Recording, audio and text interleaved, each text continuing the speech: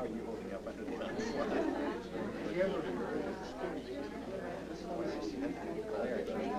The light is absolutely horrible. I didn't mind so much if we had all of them together. It was just one. It was kind of looking. And I got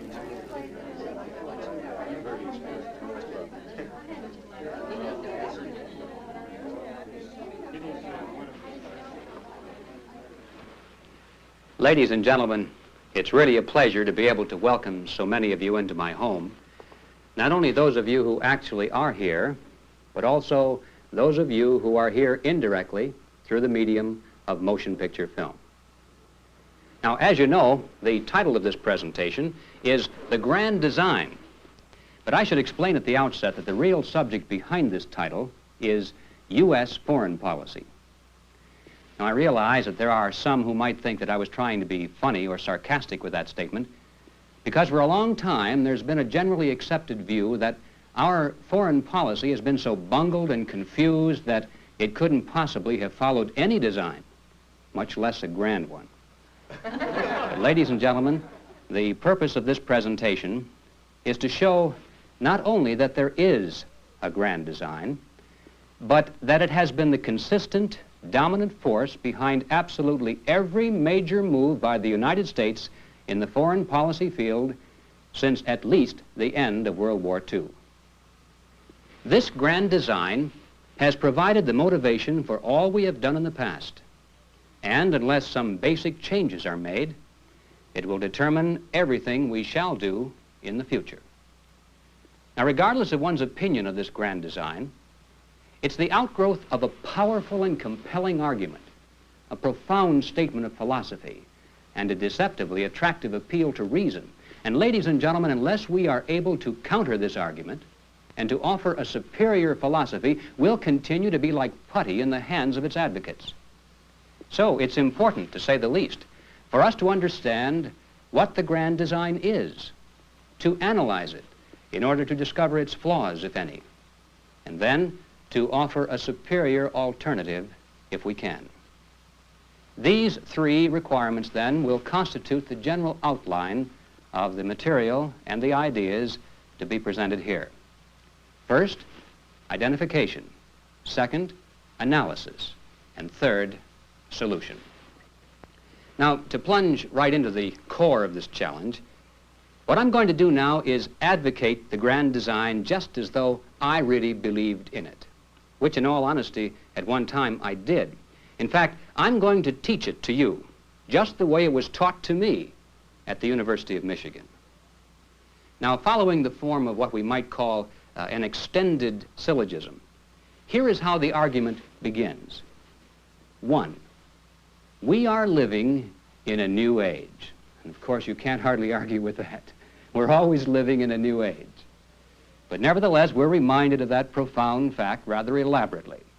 We're living in an age of marvelous and incredible technological advances, an age in which men travel faster than the speed of sound, in which satellites forge communication links between continents, in which space itself has become a limitless frontier of exploration.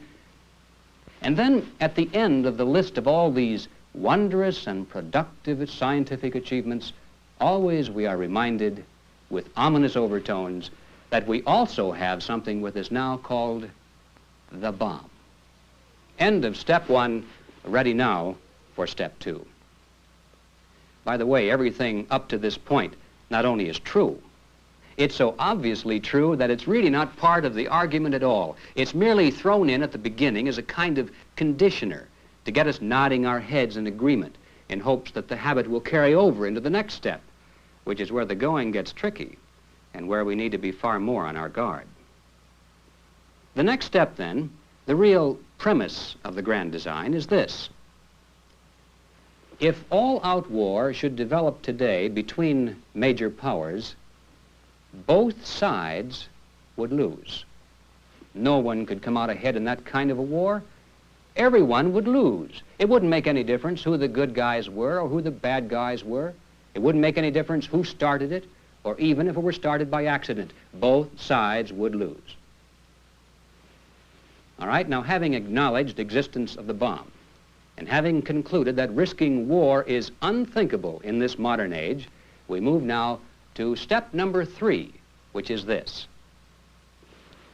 Since the communists have nuclear weapons, and since they certainly would use them in their own self-defense, that means, doesn't it, that victory over communism is impossible. Now, we may wish that it were possible. We may wish that we were living in a bygone era in which if one had an enemy, he could meet him on the open battlefield and get it over with. We may wish that a lot of things were different in this old world. But instead of moaning and weeping and longing after those things which are no longer possible, let's grow up, be mature, intelligent human beings, and face life the way it really is. Rather than living in a fantasy world, dreaming and longing after those things we want but can never have, instead, let's find out what is the best we can get, and then work for that. All right, now the next step. It's not enough for us just to know that victory is impossible. For our own safety, we must conduct our foreign affairs in such a way as to reflect this knowledge to the other side. We must be extremely careful, never to give the enemy any cause to question our benign intent. We must avoid using any words or committing any acts which might even suggest that we were pursuing a goal of victory. We can't afford to gamble on what the enemy might do in response. In other words, we mustn't frighten the communists or give them any cause for self-defensive panic. In fact, to take it one step further, we must avoid the temptation even to embarrass the Soviets in the eyes of the world. You see, the argument is that it's like being locked in a cage with a dangerous animal. You can't get out of the cage, and you can't kill the animal. So what do you do when it becomes hungry and restless? You feed it, hoping that if it's full and comfortable and contented, then it won't eat you. Well, the people who have created U.S. foreign policy over the past 2 decades view the United States as being locked in a worldwide cage with a dangerous animal called communism. We can't get out of the cage, obviously. And since victory is impossible, remember, we can't destroy the animal. So, to minimize the chances of communism turning on us, these planners not only have avoided frightening the animal with any overt moves which it might mistakenly view as a threat to itself, but they've done everything possible to keep the beast fed, comfortable, and content. It's in our own interest, they say, to see that communist regimes remain reasonably stable.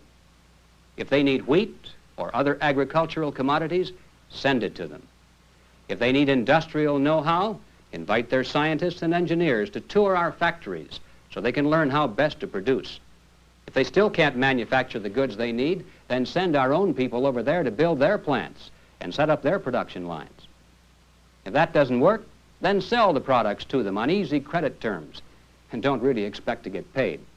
In fact, if they need money, give that to them too. Give them anything they need so they won't become restless and aggressive. And yes, as harsh as it may seem on the surface, it's even in our best interest to see that communist regimes can successfully put down internal anti-communist revolts. Now, none of this because we're pro-communist, only because we're mature, objective, intelligent people who recognize that in this modern nuclear age, we can't afford the risk to our own survival, which would be inherent in having so powerful an adversary struggling defensively to maintain his position.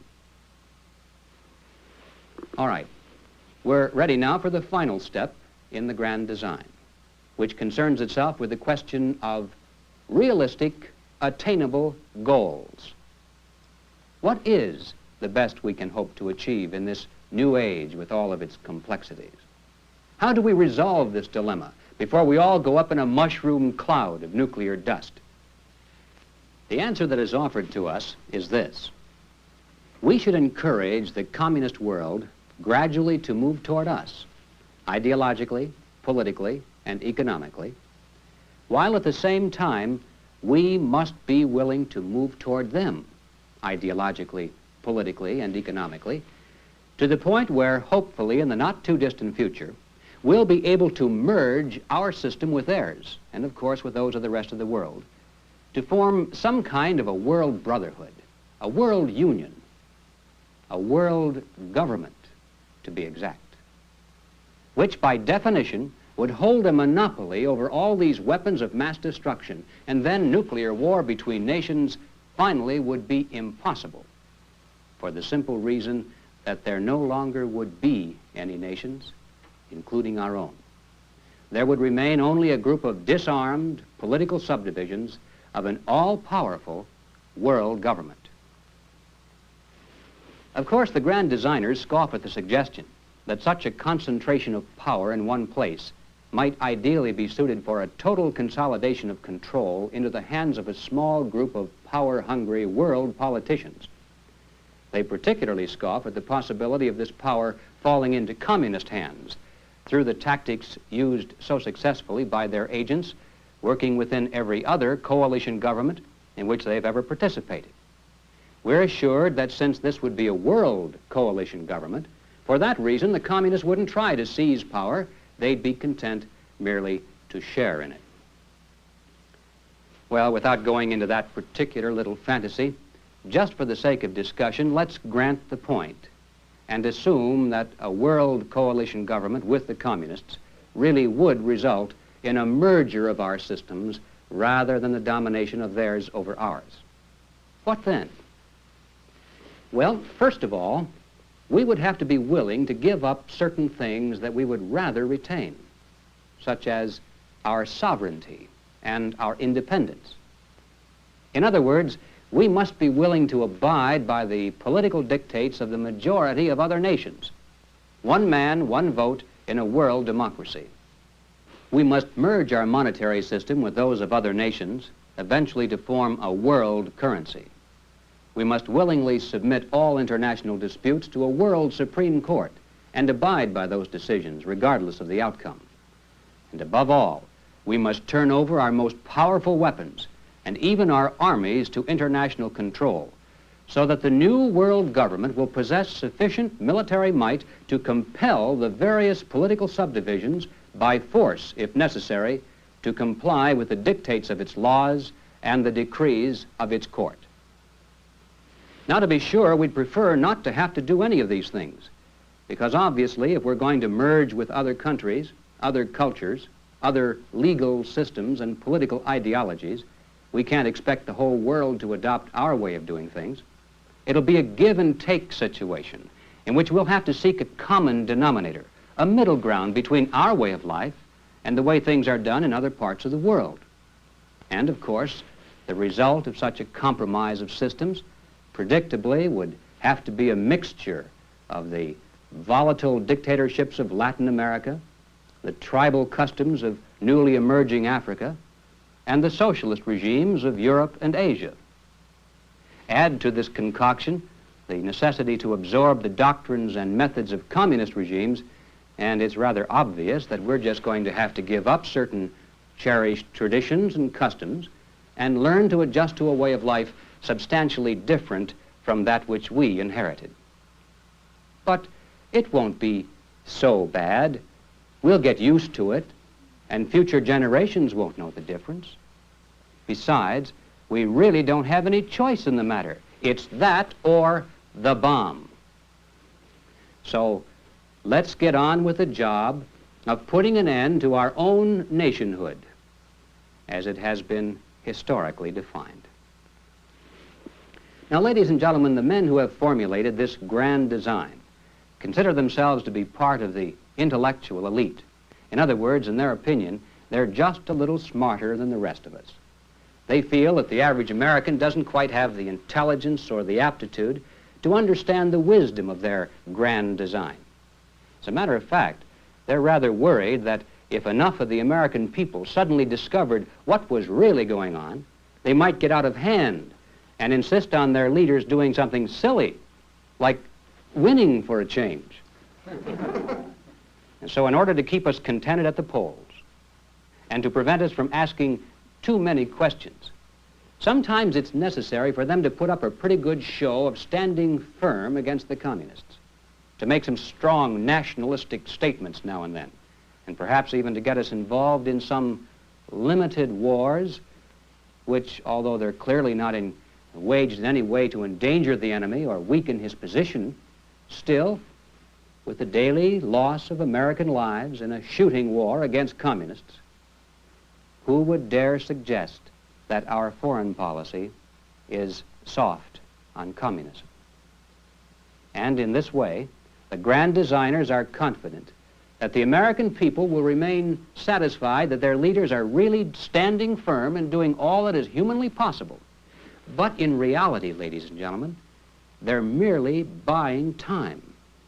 It's their plan that the old-timers among us, those of you who have been raised with those old-fashioned and outmoded concepts of patriotism and love of country, that in time your generation will pass away, or at least become the minority voice. And at the same time, they're catching the younger generations coming up through the high schools and the colleges, like they caught me. And the grand designers are confident that in just a few more years, especially if they can lower the voting age, the political majority of the American people can be conditioned to accept the total abandonment of our national sovereignty. Well, now I realize that for those of you who have never before heard the grand design spelled out in detail like this, it's almost impossible to believe that it's real. And there may be some of you who are wondering if perhaps I just haven't dreamed up all this. So let's turn now to the actual words and the documents of those men who not only fully endorse the grand design, but those who have been instrumental in creating it in the first place and who helped to put it into action. Now, I'm going to try not to bore you with a lot of long quotations, but in order to give you some idea of just how real and consistent this grand design is, I think it's necessary to offer concrete examples from a broad spectrum of American leadership and over a wide time span. For the philosophy which I've just summarized has been held and preached for many years by opinion molders in the communications media, by congressmen and senators, by high-ranking personnel in all agencies of the federal government, by secretaries of state, secretaries of defense, Supreme Court justices, and even presidents of the United States. A good place to begin is with a speech delivered by Joseph E. Johnson on February 2nd, 1959. Mr. Johnson, as you may recall, formerly was the #1 man in charge of our State Department Policy Planning Division. But at the time of these remarks, he was president of the Carnegie Endowment Fund for International Peace, one of the many tax-exempt foundations that altogether spend each year millions of dollars just to promote the grand design. Now, speaking at a luncheon in New York, Joseph E. Johnson said, and this is a direct quote, "From now on, every decision facing the United States in this foreign policy field must be taken in light of the fact that a good part of the country could be destroyed. We must be prepared to fight limited wars, limited as to weapons and as to goals, to stabilize the situation temporarily, tide things over. But victory is no longer possible." Well, moving from the State Department now to the Defense Department and to the Pentagon, we come across this article syndicated by the Associated Press on February 4th, 1968, entitled "Robert S. McNamara, Reflections After 7 Years on the Hot Seat." And I think you'll find most revealing this direct quote from our former Secretary of Defense. "It became clear that we couldn't win a strategic nuclear war. The concept of massive retaliation was ruled out. Then it was necessary to educate the public and the Congress that we couldn't win a strategic nuclear war. We said it in different ways over a period of time. I consider getting that concept across our greatest single accomplishment." Well, in the transcript of the hearings before the Senate Armed Services Committee on February 25th, 1966, again we find McNamara testifying, this time officially as our Secretary of Defense. And he said, "To declare war in Vietnam would add a new psychological element to the international situation, since in this century, declarations of war have come to imply dedication to the total destruction of the enemy. It would increase the danger of misunderstanding our true objectives. The August 2nd, 1961 issue of the Congressional Record contains a statement by Senator J.W. Fulbright, chairman of the Senate Foreign Relations Committee, and, of course, a longtime exponent of the grand design. Here is what Fulbright said. In the long run, it is quite possible that the principal problem of leadership will be to restrain the desire of the people of America to hit the communists with everything we've got, particularly if there are more Cubas. Well, returning to the State Department, we find that by 1962, the man who was then running the Foreign Policy Planning Division was Walt Rostow, President Kennedy's special advisor on foreign affairs. In a report to the President entitled Basic National Security, Rostow stated, "Rising tensions or pleas of the American public must be ignored in any crisis with Russia. The temptation must be avoided to degrade or embarrass the Soviets in the eyes of the world." If you've been wondering why it is that we can't seem to win any wars against the communists, it's simply because it's our policy not even to embarrass them, much less to defeat them.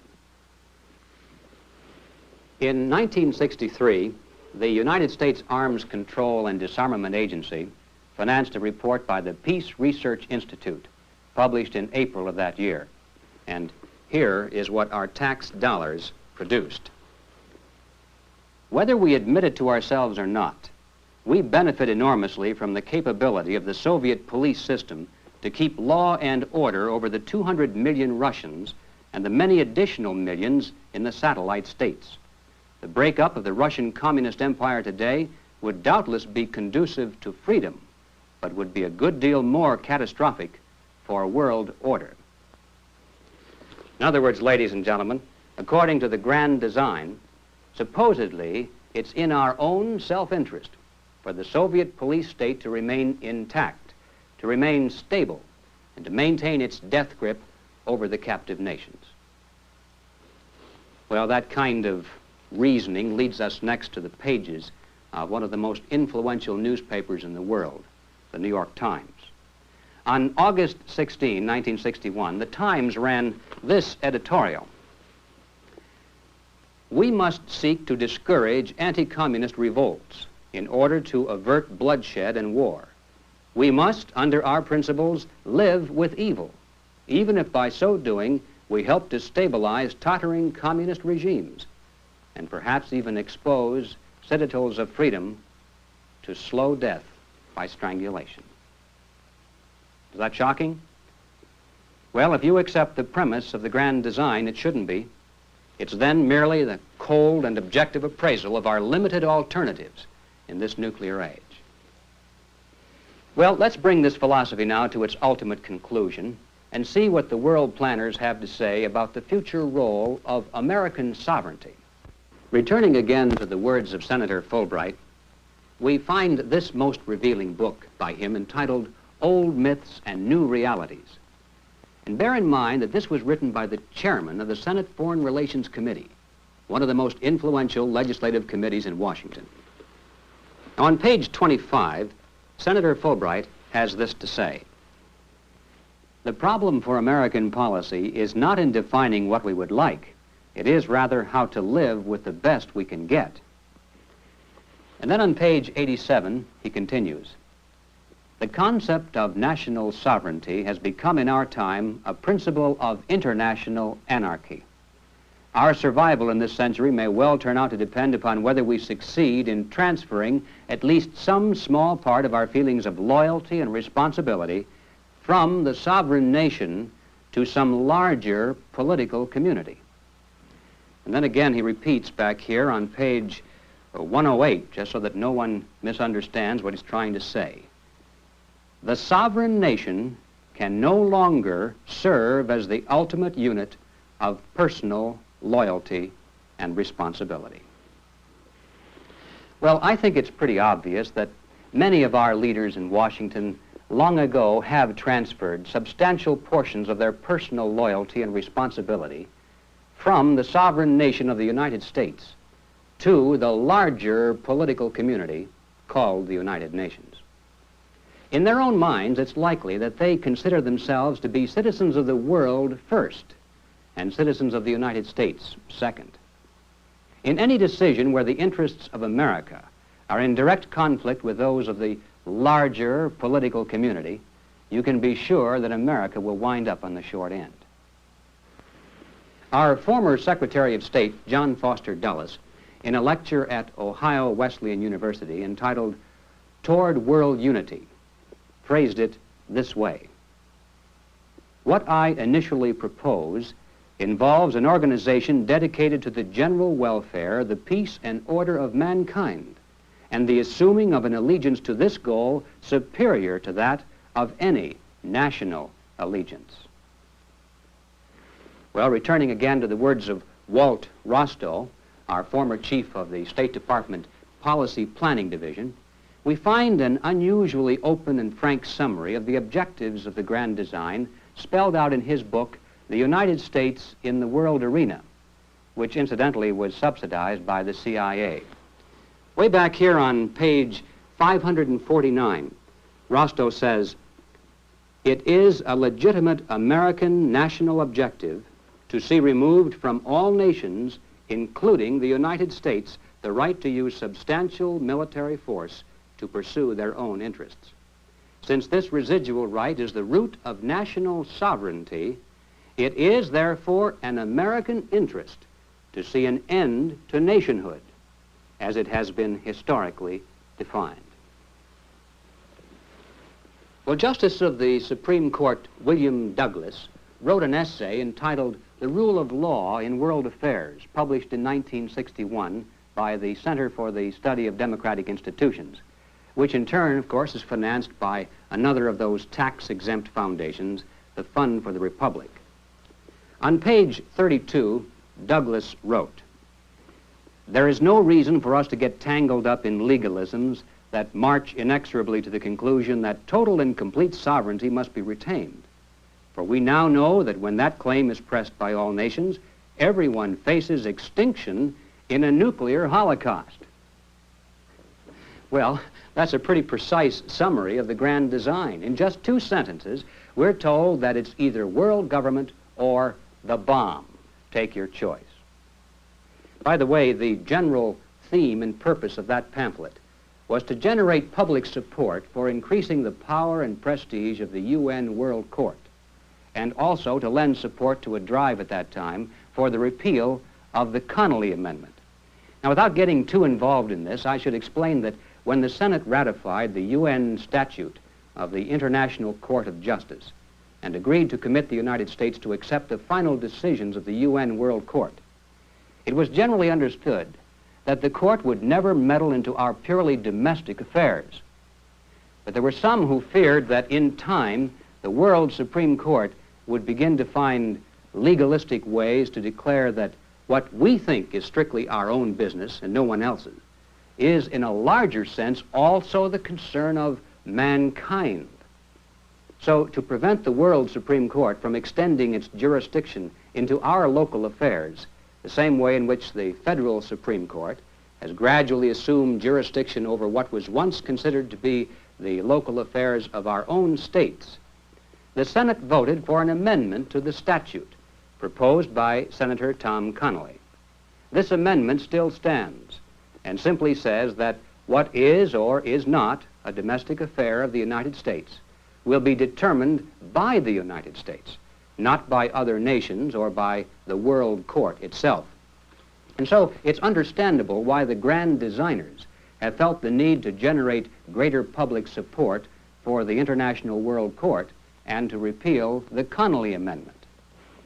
Now, on April 4th, 1960, Vice President Richard Nixon issued a statement under the official seal and letterhead of his office.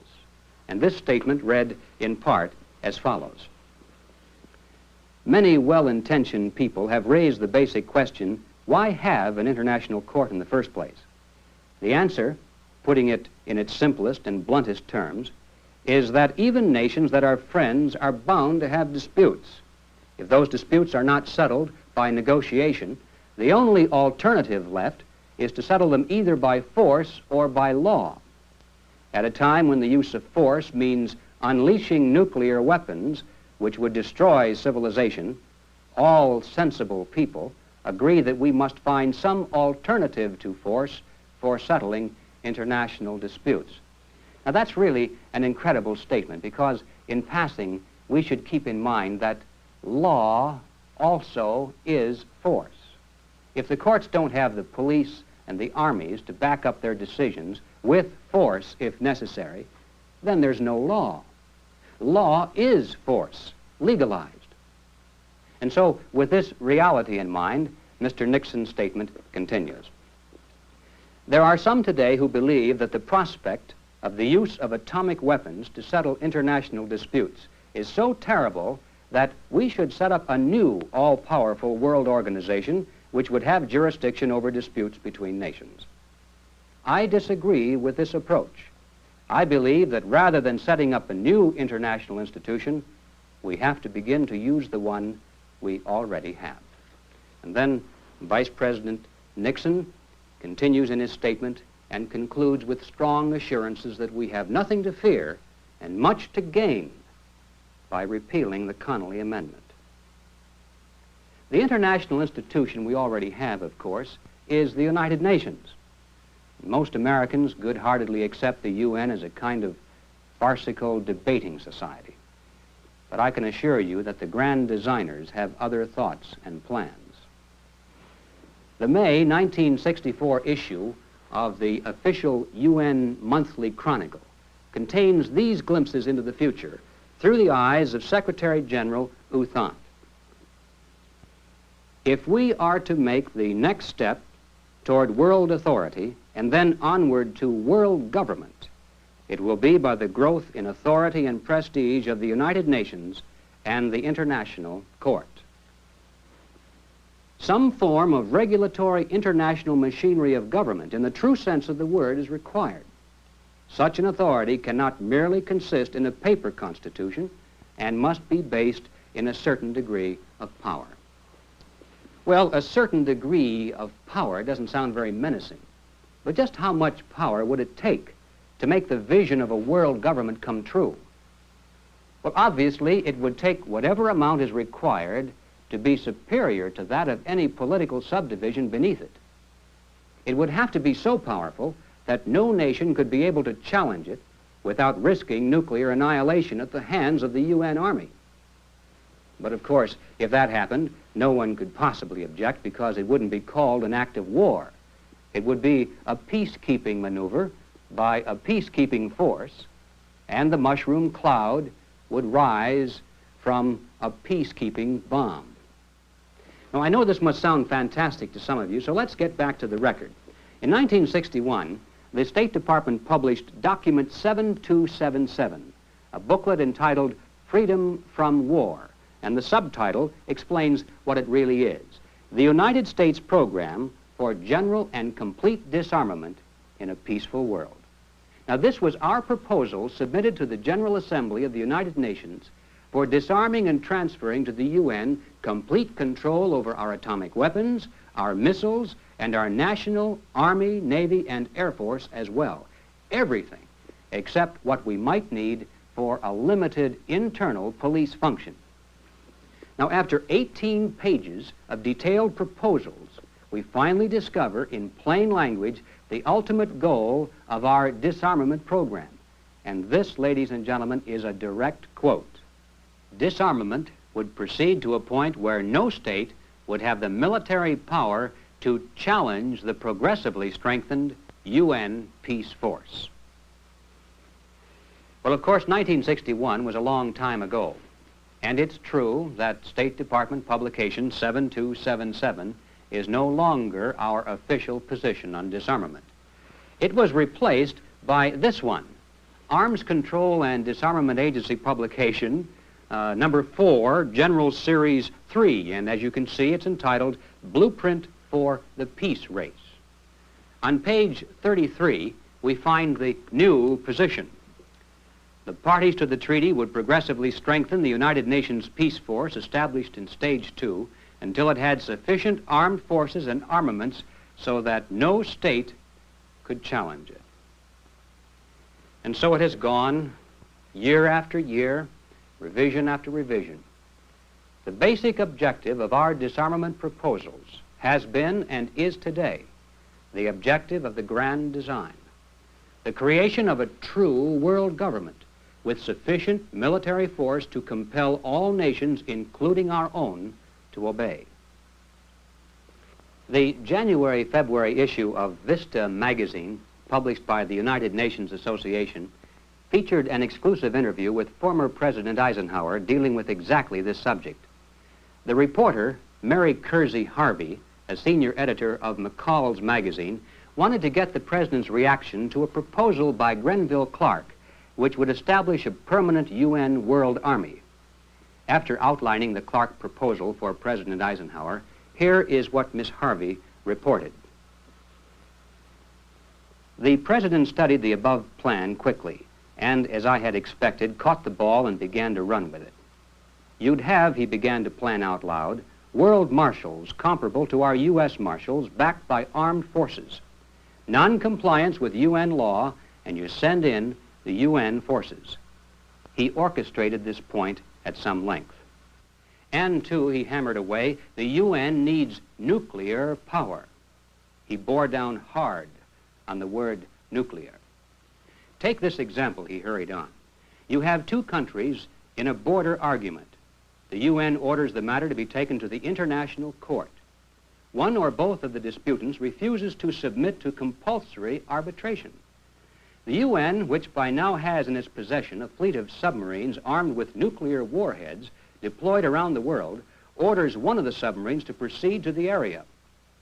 The world is then told that if firing breaks out for any reason whatsoever, a tactical nuclear weapon will be delivered onto the disputed territory. If this threat fails to prevent armed conflict, you back it up with action.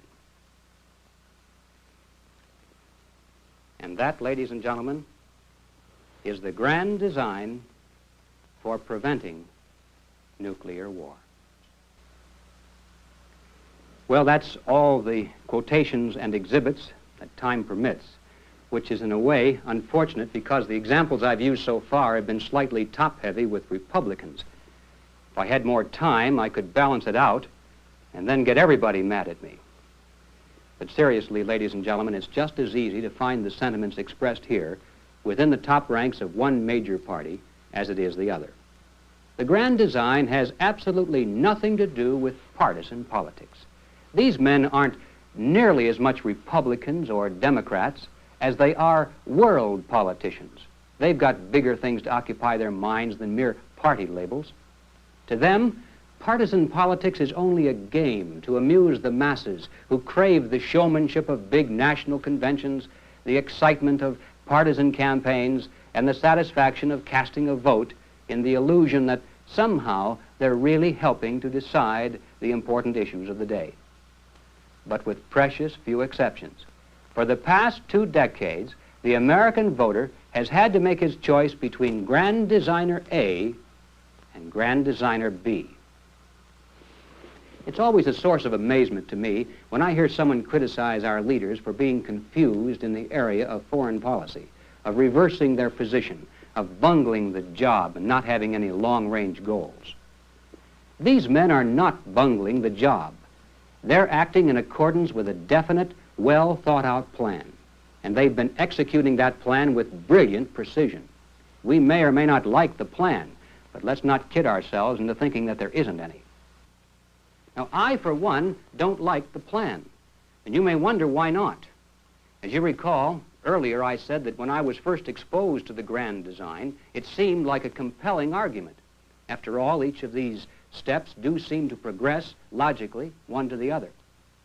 So, having taken this much time merely to expound and explain a point of view which I no longer accept, I think the least I can do now is to offer the reasons for having changed my mind and to expose what I consider to be the fatal flaws of the grand design.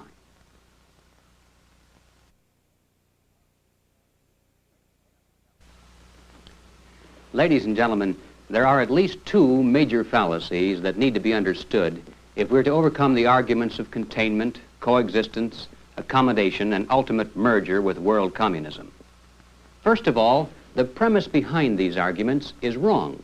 And you know you can't do much with a piece of logic if you start out with a faulty premise. The premise underlying the grand design is this. If all-out war should develop between major powers today, well, stop right there because we've already passed it. Back up all the way to the very first word, if. If. Ladies and gentlemen, when are we going to get it through our heads that all-out war is being waged against us right now and has been for a long time? And by all-out war, I mean total war, not just military war. We're so used to thinking in terms of the old-fashioned concepts of warfare in which the primary weapons were guns and bombs, we fail to realize that for the first time in history, we're facing an enemy that has mastered the concept of total warfare. World War III that rages around us right now is a political war, an economic war, a psychological war, a spiritual war, and a military war. But the military aspect is the least important of all.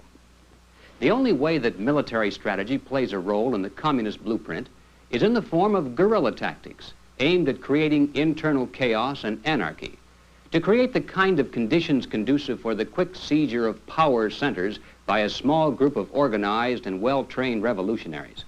That's the only kind of military strategy you'll find in the communist manuals, whether written by Lenin, Mao Zedong, or Che Guevara. And even this kind of limited military activity could never succeed without the simultaneous waging of non-military war. The communist guerrilla bands wouldn't stand a chance of succeeding in most countries without other communists operating secretly among the people to create the appearance of popular support, operating within the communications media to generate propaganda, and operating inside the government itself to create the necessary corruption, bickering, and apparent inefficiency to prevent that government from moving strongly against the guerrilla groups. In Cuba, for instance, almost everyone remembers that when Batista fled the country, an army of over 45,000 soldiers surrendered without a fight to only about 1,800 revolutionaries under Castro. But very few people were aware that the general who surrendered these forces was himself a member of the Communist Party in Cuba, a perfect example of the non-military strategy of infiltration and treason producing an apparent military victory. The favorite weapons of communist conquest are not engines of mass destruction in the hands of soldiers wearing a recognizable uniform. They are instead propaganda, the slanted view of history, the preaching of hatred to incite civil disorder, the tactics of internal subversion, treason, blackmail, the smear, political assassination, all committed by soldiers who wear no uniform and who claim to be loyal citizens of the target country marked for conquest from within. This is how communism has spread across the globe, not with invading armies or bombs, and it's extremely unlikely that they'd abandon this non-military strategy, which has been so effective for them right at the zenith of their success. Now, without a doubt, the bomb is the most powerful weapon in the communist arsenal, but it's as a psychological weapon, not as a military one. The Soviets have gained more by using the bomb as a psychological weapon than they ever could have using it as a military weapon. Under the constant threat of nuclear annihilation, we've accepted concessions, compromises, and defeats one after another, which would have been unthinkable without that specter of a giant mushroom cloud fixed deep in our subconscious. As a matter of fact, the bomb, as a psychological weapon, is being dropped on the American people every single day. Movies such as On the Beach, 7 Days in May, Dr. Strangelove, Failsafe, Planet of the Apes. These well-produced and entertaining movies have done really a professional job of strengthening, subconsciously at least, the premise of the grand design. Motion pictures, of course, aren't the only source of this conditioning of the public mind. Radio, TV, books, magazines, and newspapers have all played more than their part. The message that has more or less been drummed into our heads follows the pattern pretty well presented in this illustrated brochure entitled "Let There Be a World," written by Felix Green.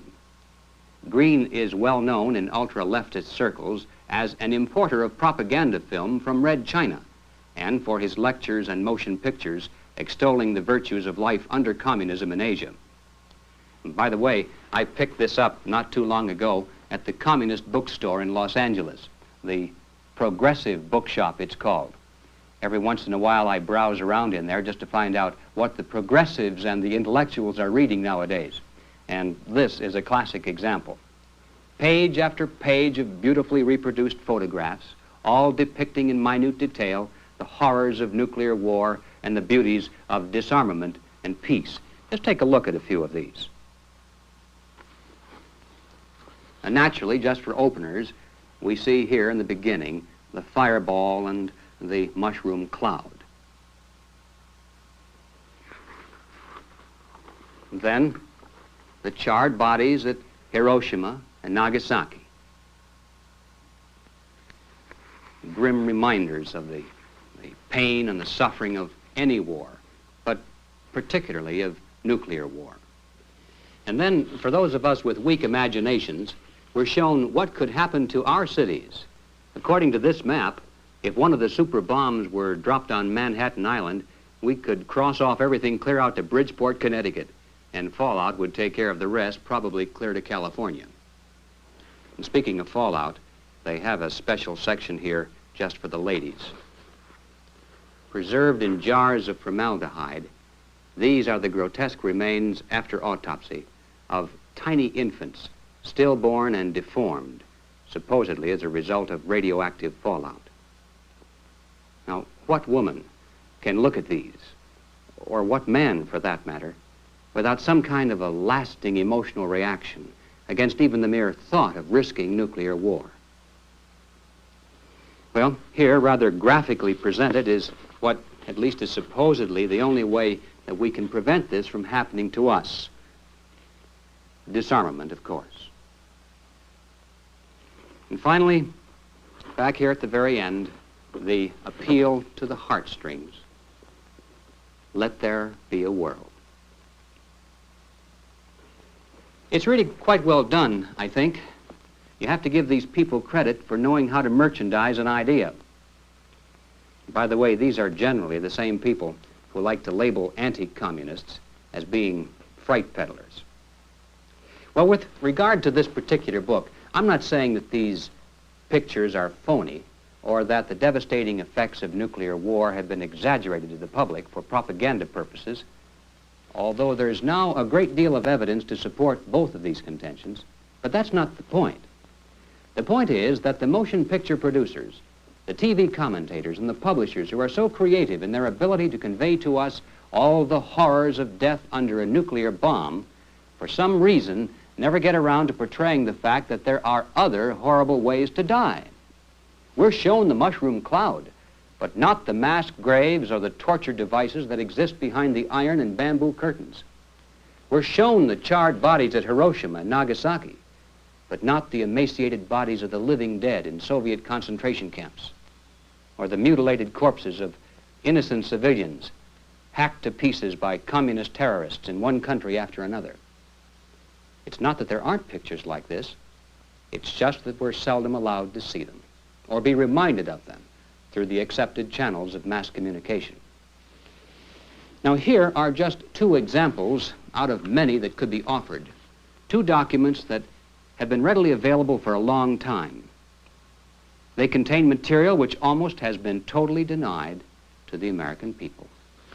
The first is a government pamphlet entitled "Lest We Forget," a pictorial summary of communism in action. It consists primarily of photographs smuggled out of Eastern Europe, providing documentary proof of communist atrocities committed in those lands in order to liquidate anti-communist opposition and to terrorize the people into submission. Now, there's no professional touch here, but the pictures still tell the story. We have the mass graves, the soundproof torture chambers,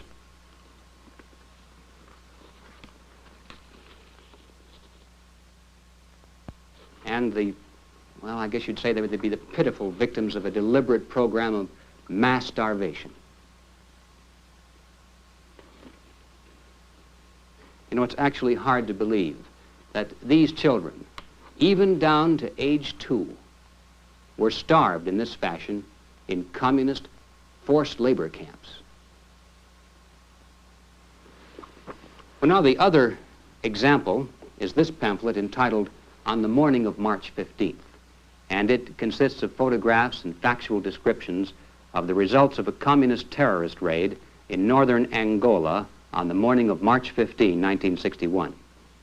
Over 200 Europeans and 300 Africans were murdered on that one day alone. Over 50 widely separated places along a 400-mile front were attacked almost simultaneously. In most places, every man, woman, child, and infant, every living creature, even the cats and the dogs, were killed in the most brutal and sadistic manner imaginable. Now, here are some of the less nauseating photographs, which hardly need description.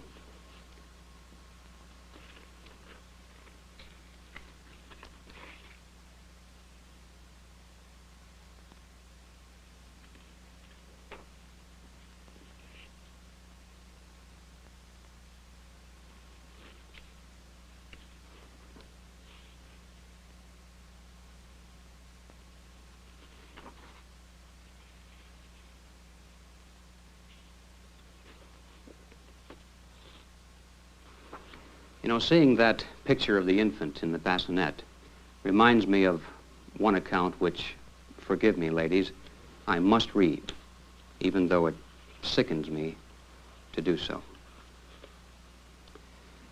A group of some 400 terrorists attacked the experimental farm at Mabridge.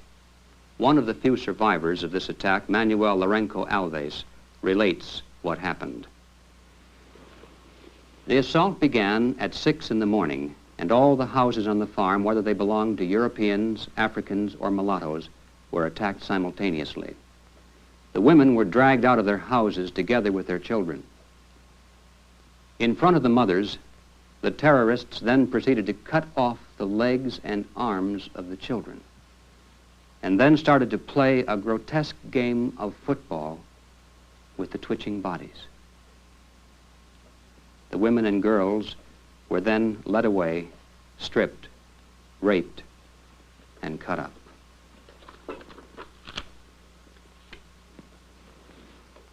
Ladies and gentlemen, I've discussed these scenes and shown these pictures, not because of any desire to be sensational, believe me, but merely to help balance the scales of our judgment, to emphasize the almost forgotten fact nowadays that there are other horrible ways to die. Ways, as a matter of fact, that make the instant flash of a nuclear bomb seem merciful by comparison. And keep in mind that these other horrible ways to die are not the result of an event that happened almost a quarter of a century ago. We're talking about events that are happening right now to thousands of helpless human beings somewhere every day, millions every year. And we're not examining the unfortunate byproduct of an effort to bring an end to a long and bloody war. These incredible acts of brutality are the deliberate, premeditated works of men whose sole purpose is the destruction of human life and human values. But we're so saturated with peace propaganda and the specter of the mushroom cloud that we seldom have occasion to ponder these facts. And because of this one-sided exposure, millions of Americans have been conditioned, without their even knowing it, to fear the horror of nuclear war far more than they fear the terror of a communist peace. The communists have been winning this war because they've mastered the art of total warfare, while we've been conditioned to cower in fearful expectation of a war limited only to weapons of mass destruction. And so, the premise of the grand design starts right off with a faulty assumption. Instead of wondering what might happen if all-out war should develop, we must wake up to the fact that we are in an all-out war right now for our very survival. And instead of allowing ourselves to become afflicted with a nuclear war fixation, we must recognize that because communist strategy is what it is, the chances of this war ever involving an exchange of nuclear warheads is so remote as to be almost incalculable in the overall equation. But that isn't all that's wrong with the grand design. Another fallacy that needs to be exposed once and for all is the absurd conclusion that victory is impossible. Ladies and gentlemen, victory not only is possible, it's inevitable. Let me repeat that because it's so important. If you remember nothing else I've said, remember this. Victory not only is possible, it is inevitable. The only question is, for which side? It's inconceivable that the forces of freedom and the forces of slavery can coexist side by side indefinitely. One or the other is going to triumph in our lifetime. And if you want to satisfy your curiosity as to which side it's going to be, all you have to do is take a piece of paper and a pencil and a graph paper and mark off one side with the year starting 1945.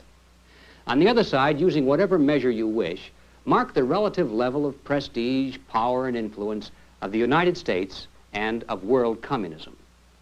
Chart the progress through the years right up to the present, and I think you'll find the resulting bar graph to be highly instructive.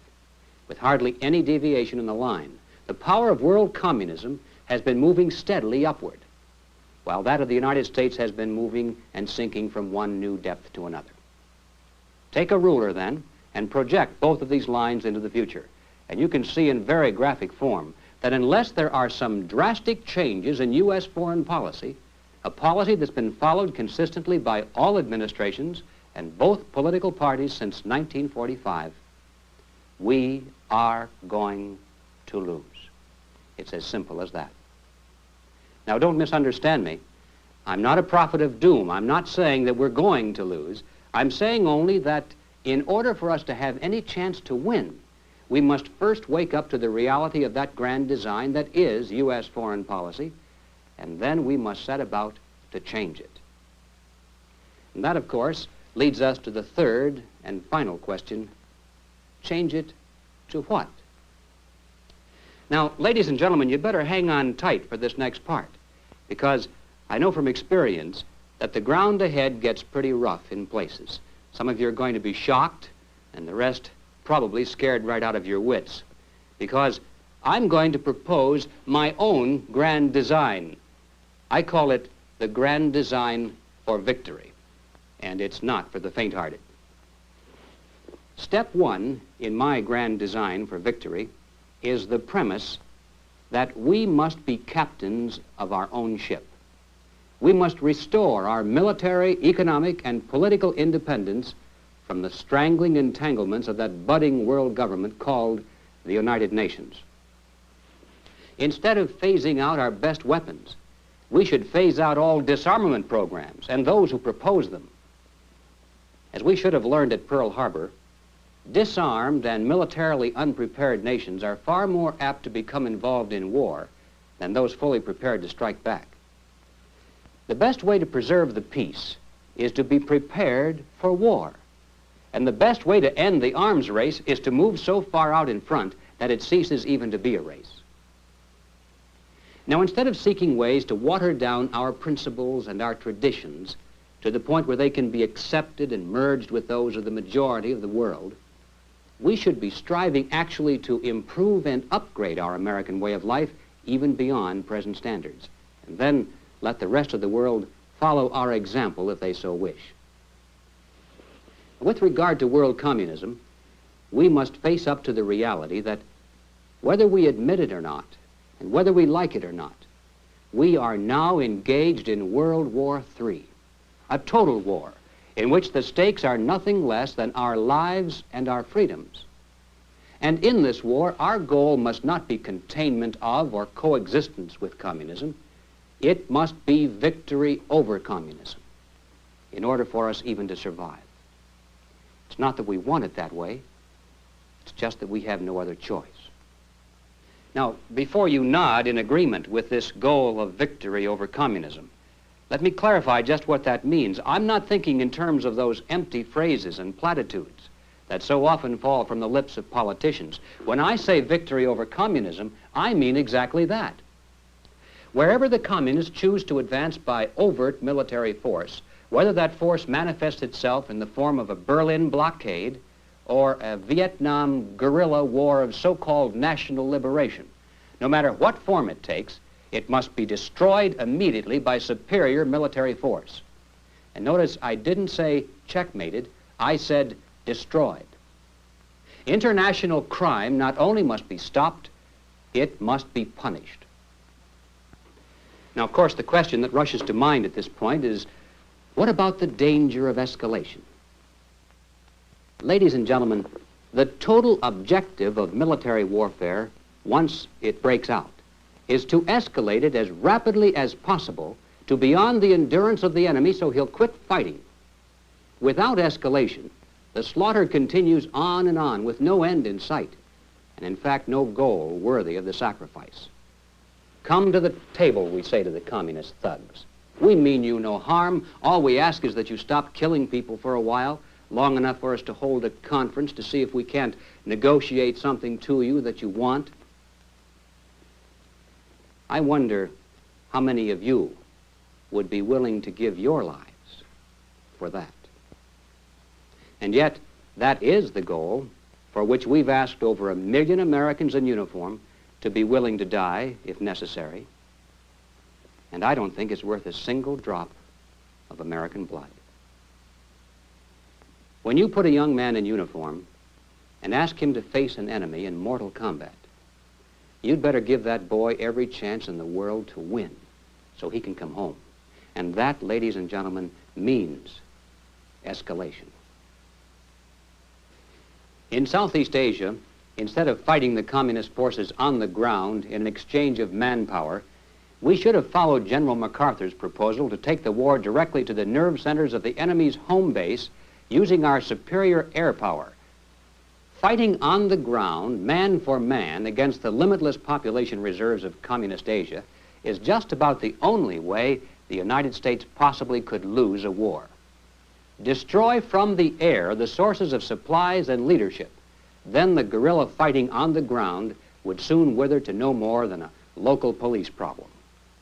When the enemy suddenly realizes that the cards are no longer stacked in his favor, that he no longer has privileged sanctuaries, and that he might even stand to lose something for starting a war, he'll come to that peace table so fast it'll make your head swim. And when he gets there, there's only one thing we discuss with him: his surrender terms, nothing else. Now, any serious plan for victory over communism must recognize the need to accept the help of all willing and trustworthy allies. Yet in Korea and again in Vietnam, the nationalist Chinese have begged us to accept over 500,000 of their well-trained, fully equipped, strongly motivated troops, either to fight alongside our boys or to replace them altogether. And we decline to accept. Why? Well, of course, it's not really so hard to understand when you recall the grand design. If the nationalist Chinese were ever allowed to get into what is basically their own battle against Red China, they just might get an uncontrollable urge to go home to the mainland. They might not stop when they got to the Yalu or the DMZ. In fact, they might even try to win, and that would ruin everything. But that is precisely my point. Instead of cowering and trembling in fear at the dreaded possibility of Red China coming into a war, we should hope and pray that the anti-communist Chinese and Koreans and Vietnamese would drag Red China into a war, screaming and kicking, and then by triggering internal revolts, liberate her people from the yoke of communist slavery once and for all. And we mustn't back away from this one bit if we're really serious about victory. For our goal must not be merely to keep the communists out of South Korea or South Vietnam. That isn't victory. That's containment. It must include removing the communists from North Korea, North Vietnam, Red China, Cuba, Eastern Europe, and from the very first captive nation, Russia itself.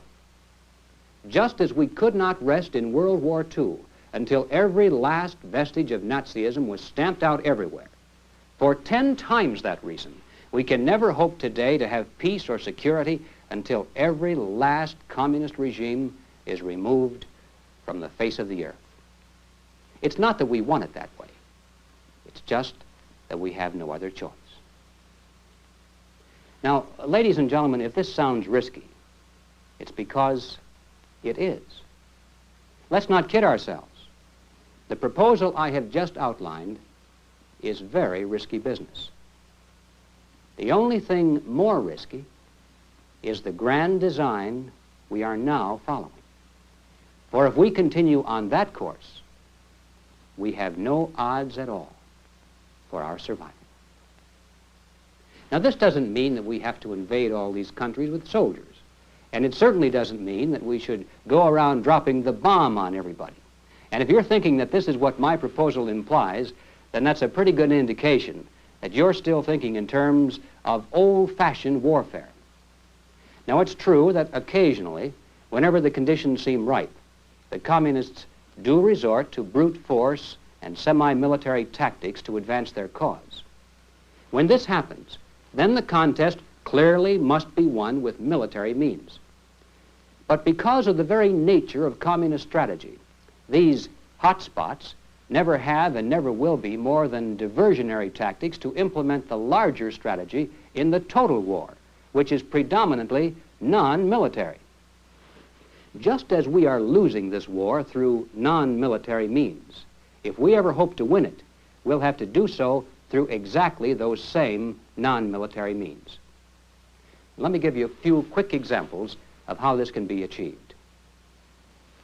First of all, and the most obvious of all, we must stop all trade and aid to communist regimes.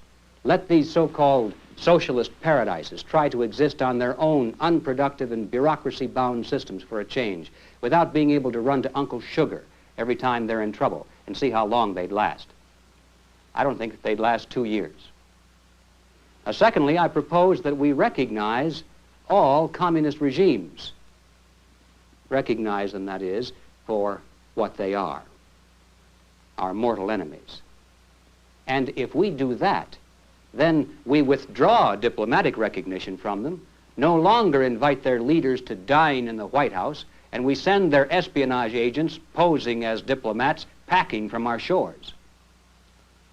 Now, our non-military strategy for victory over world communism must take into account that our strongest allies and our greatest army already is within the enemy camp. But these captive peoples behind the iron and bamboo curtains have learned the hard way that although American leaders talk a good line about world freedom, when the chips are down, they don't deliver the goods. You want to meet some bitter people? Talk to a few Hungarian refugees or some Cubans whose loved ones were abandoned at the Bay of Pigs. I'll never forget one conversation with a young Hungarian freedom fighter. He described how for months prior to the revolt, American radio transmitters in Europe had been beaming broadcasts into Hungary, encouraging the people to revolt and promising full support. Now, to men and women who are fighting for their lives, full support does not mean moral support and good wishes. It means guns and ammunition. And so when the revolt finally broke out, this young man told how sure he and his friends were that America would come to their help. After all, we promised. Each day, they'd radio a desperate plea to the free world for military supplies, particularly bazookas and hand grenades, something that would be effective against Soviet tanks that were then forming an iron ring around Budapest. And then they'd go to the airport and wait. Finally, on about the 4th day, an American transport plane circled the field for landing. And when they looked up and saw that big, beautiful American star on the side of the plane, he said they began to cry like babies because at last the Americans had come through. When the plane landed, they were so anxious to find out what kind of weapons had been sent, they scrambled aboard and began to pry open the wooden crates with their bare hands. And do you know what they found? Powdered milk. They were stunned. They couldn't believe it. And then one of them got the idea that maybe the Americans had been clever enough to camouflage their shipment by hiding hand grenades or at least bullets inside the cans. And so they got a can opener and began desperately to open one can after another. But each was the same, powdered milk. Well, actually, it was disclosed later that at the same time we were declining to offer any real help to the Hungarian freedom fighters, our State Department sent a communique to communist Yugoslavia, and thus indirectly to the whole communist world, that made it clear we would not take any action to prevent the Soviets from putting down this revolt in Hungary. The message read as follows: the United States looks with disfavor upon governments unfriendly to the Soviet Union on the borders of the Soviet Union. And since Hungary lies on the border of the Soviet Union, with that assurance of non-intervention from the United States, the fate of the freedom fighters of Hungary was sealed. But returning to the young refugee telling the story, after describing the scene at the airport, he looked at me and he said, "When we needed your help, you chose instead to be friends with the Soviets. My people will never trust the United States again, or at least as long as the American flag flies over your embassy in Budapest, as a reminder to us that your ambassador of goodwill continues to exchange cordial greetings with our hated masters. On the day that you lower your flag and call home your ambassador, on that day, my people will fight again." And these are just about his exact words. I've had reason to reflect on that statement many times since. And I've come to the conclusion that if the captive peoples behind the iron and bamboo curtains were ever given any reason to believe that we were really on their side, instead of seeking an accommodation with their masters, it's my conviction that they would take courage, rise up as one, and topple their communist regimes the same way they were imposed in the first place, from the inside, and we wouldn't have to fire a shot. But we do have to stop helping the communists. We do have to stop dignifying their leaders as legitimate representatives of the people. And we do have to stand firm for a change and declare openly in word and deed our uncompromising dedication to victory over communism everywhere in the world. Now, ladies and gentlemen, that probably would be an easy place for me to end. 3 cheers for victory. But it's not quite that simple. I'd be less than honest with you if I closed it at this point, because we still are missing one final but very important consideration. Even though it's true that the bomb is primarily a psychological weapon today, and even though the chances are microscopically small that the bomb would be used in either our victory or our defeat, nevertheless, we can't entirely rule out the possibility. No matter how remote, it still exists. So now what is our position? Do we give up the whole idea and return blindly to the hope that somehow we can coexist, at least for a little while longer, so we can enjoy life to the fullest in the time we have left? I think not. I have too much faith in the American people once they fully understand what the choice is. Putting it very bluntly, ladies and gentlemen, if we are not willing to risk our lives, our beautiful cities, and all the material things which we value for those principles in which we believe, then how can we have the audacity to send our sons into a foreign battlefield and ask them to give their lives for those principles? Are their lives any less precious than ours? As far as I'm concerned, when we send that first American soldier into battle, when we first ask him to be willing to lay down his life for us, we put the whole nation right on the line behind him.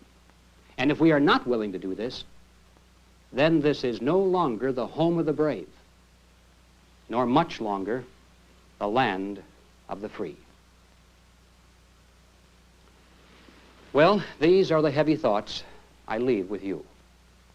And I don't know quite how to close this presentation without running the risk of sounding corny, because the sentiment I want to express here has often been ridiculed as being corny. But to me, it's far from that. It's an article of faith that needs to be reaffirmed in the public mind openly, without shame or embarrassment. And it's simply this.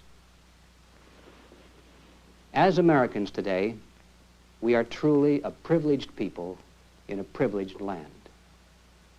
But with our blessings come responsibilities, and with responsibilities come risks. The challenge of our time is that we must accept both the responsibilities of our blessings and the risks involved in defending them for ourselves and for future generations. And we must do this without hesitation if we are to be worthy benefactors of that precious heritage of freedom passed on to us through the epic sacrifices of those who have gone before. Now, that is not flag-waving, and it is not cliched patriotism. That's a simple statement of the obligations of citizenship in this glorious land, our land, which with God's help we shall preserve.